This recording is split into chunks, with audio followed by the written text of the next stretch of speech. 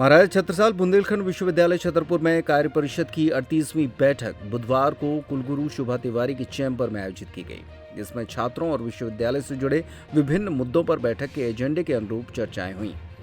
बैठक में कुलगुरु शोभा तिवारी, डॉक्टर नीतीश शर्मा ग्वालियर, राकेश शुक्ला छतरपुर, मुकेश अहिरवार टीकमगढ़, केशव टेकाम सागर, डॉक्टर याकूती जड़िया सागर, डॉक्टर अर्चना चौहान और विश्वविद्यालय के कुल सचिव यशवंत पटेल शामिल रहे।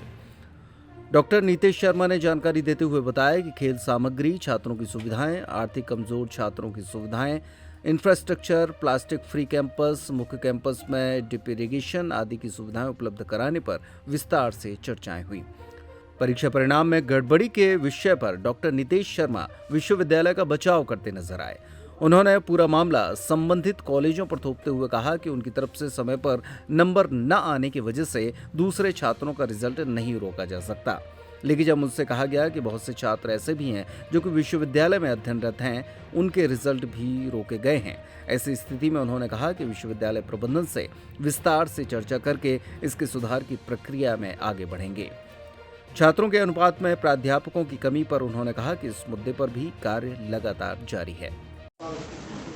शुभ नाम और परिचय। मैं डॉक्टर नीतीश शर्मा, कार्य परिषद सदस्य, महाराजा छत्रसाल बुंदेलखंड विश्वविद्यालय छतरपुर। सर, आज इसी की बैठक हुई है, कौन से प्रमुख मुद्दों पर निर्णय लिए गए? आज 38वीं एग्जीक्यूटिव काउंसिल की बैठक संपन्न हुई है और एग्जीक्यूटिव काउंसिल में हम लोग समय समय पर विश्वविद्यालय के उन्नयन के लिए, छात्रों की समस्या से लेकर समाधान के जो भी बिंदु आते हैं उन बिंदुओं पर हम काम करते हैं। आज खेल सामग्री को लेकर छात्रों को किस प्रकार की सुविधाएं देनी उस पर भी निर्णय हुए हैं। कुछ आर्थिक रूप से कमज़ोर छात्र जिनको कुछ ज़रूरत पड़ती है उसको लेकर भी हमने निर्णय किए हैं। कुछ इंफ्रास्ट्रक्चर विश्वविद्यालय के अंदर जिस प्रकार से हमें कुछ एक LED बाल बनवानी है, जिसके कारण हम जो प्लास्टिक का यूज करते हैं ना, बैनर वगैरह का, तो वो समाप्त हो, प्लास्टिक फ्री भी कैंपस हो, उसको लेकर भी हमने एक LED बाल लगाने का निर्णय लिया है।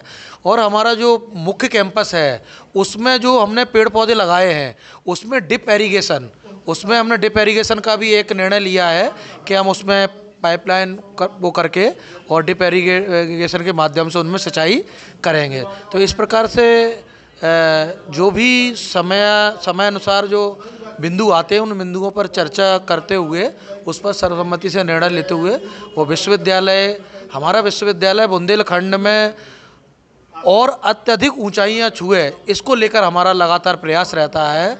चाहे वो टेक्निकल सपोर्ट हो, आज जैसे जैव प्रौद्योगिकी हमें स्थायी रूप से कोर्स मिला है, तो इस प्रकार से नियुक्तियों से लेकर अन्य चीज़ों को लेकर हम लोग लगातार इन चीज़ों बैठते हैं। सर, अभी हाल ही में विश्वविद्यालय ने अपनी पीठ थपथपाने के लिए रिजल्ट घोषित कर दिया और 3000 से 4000 छात्रों को विधायक घोषित किया। जब पूछा गया तो पता चला कि उनके अंक नहीं आए थे, तो आखिरकार ऐसी क्या जल्दी थी कि आपने रिजल्ट नहीं क्या होता है, वैसे ये पूरा विषय रजिस्ट्रार महोदय बताएंगे, लेकिन कई बार क्या होता है कि कई कॉलेज जो ऑनलाइन रिजल्ट भेजते हैं प्रैक्टिकल का, वो कई बार वो भेजते नहीं हैं।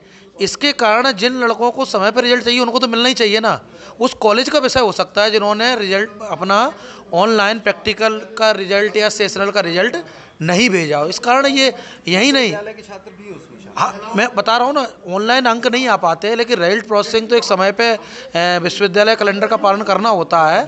नहीं, लेकिन इस पर भी हम लोग चर्चा करेंगे विश्वविद्यालय प्रशासन से कि किसी प्रकार की पेंडेंसी रिजल्ट में ना हो, इसको भी लेकर हम सुधार की प्रक्रिया में आगे बढ़ेंगे। सर, इंफ्रास्ट्रक्चर की तमाम बात, लेकिन छात्रों का जो संख्या है 15,000, उसके मुताबिक इसके रेशियो में प्रोफेसर्स की कमी है, बच्चे पढ़ नहीं पा रहे हैं, तो इस पर ध्यान नहीं दिया जा रहा। बिल्कुल, आप सभी को पता है कि ये विश्वविद्यालय शैशव काल में है और इसको लगातार आप अगर इसका दूसरा बिंदु देखें तो हम प्रशासनिक भवन से लेकर हमारी पूरी जितने भी हमें ज़मीन मिली है उसकी बाउंड्री वाल से लेकर हम सब काम लगातार कर रहे हैं, लेकिन अभी विश्वविद्यालय को कितना समय हुआ है। तो शिक्षा है ना, इंफ्रास्ट्रक्चर से लेकर हमने जितना अभी शिक्षक UTD को भी विश्वविद्यालय के अंतर्गत आ गया है, तो हमें शिक्षक बहुत सारे शिक्षक मिल गए UTD के माध्यम से। बकाया जितने भी शिक्षकों की आवश्यकता होगी उनकी भी भर्ती हम शीघ्र करेंगे। यानी कि अभी उस रेशियो में शिक्षक नहीं, शिक्षक रेशियो में विश्वविद्यालय में जितने भी छात्र बढ़ते जाएंगे उस रेशियो में हम शिक्षकों की भर्ती भी लगातार करने का प्रयास कर रहे हैं ना। अभी तो लगभग 60% कमी है। हाँ, तो हम शिक्षकों की भर्ती करेंगे आगे आने वाले समय में। विश्वविद्यालय में शिक्षकों की भर्ती होगी और छात्रों के अनुपात में शिक्षक हों, ऐसा भी हम सब लोग लगातार प्रयास कर रहे हैं। अभी एक मामला आया कि विद्युत विभाग ने 3 लाख की पेनल्टी लगाई। नहीं, ये मेरे संज्ञान में नहीं आया। इसके लिए आप रजिस्ट्रार से एक बार या कुलपति मैडम से चर्चा कर लें।